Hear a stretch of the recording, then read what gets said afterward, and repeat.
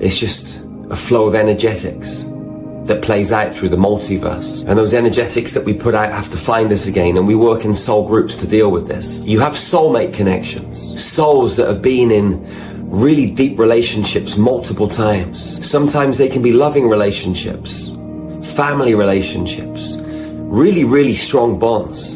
But they're different from sacred union. The relationship of sacred union is very special, and it's when the two divine counterparts, the two divine polarities, alchemize and come back together. They're one of the most challenging relationships because you're a complete mirror of each other, and so you sharpen each other, you hone each other, you alchemize each other at depths that soulmates and karmic relationships can't do. But when that sacred union sharpens and both of those swords start to shine, then they alchemize as one. Those 33 vertebrae, the kundalini, the spinal column, merging as one. The two bodies merging as one, the two souls merging as one. That sacred flame, it burns and emanates a frequency so bright and powerful that it shifts and changes everything. The sacred union relationship has to begin with the inner mergence of the electrical and magnetic.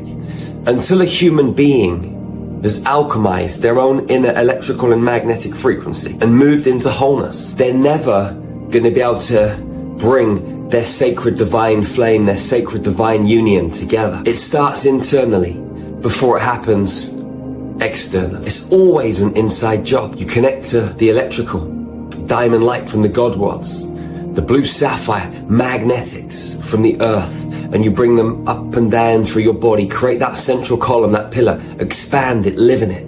When you get to harness this frequency, then you can move into sacred union. Not everybody's going to do it on planet Earth, but it's happening a lot right now because people are really doing the work. Consciousness really is expanding. Self-awareness is heightening, and people are really taking that deep dive into the stargate of their heart to do the real work, to heal those deep wounds, to prepare themselves for sacred union when the real healing begins. The surface level stuff happens outside of divine union. The real stuff happens inside divine sacred union relationships. That's when you get to the depths, those tiny little bits that are really hard to get. When two souls come into divine union, they start to awaken their DNA, those dormant multi-dimensional abilities, telekinesis, healing at distance, telepathy, bilocation, multi-dimensional travel, high-level manifestation, using hyperbolic technologies. When you come into sacred union, a force so powerful is created that you start to shift at a subatomic level. And as you go deeper into the cleansing and the purification of the two souls in union, you activate your DNA. You come alive. You start to remember the truth. You start to move into your mission. You start to flow with your purpose.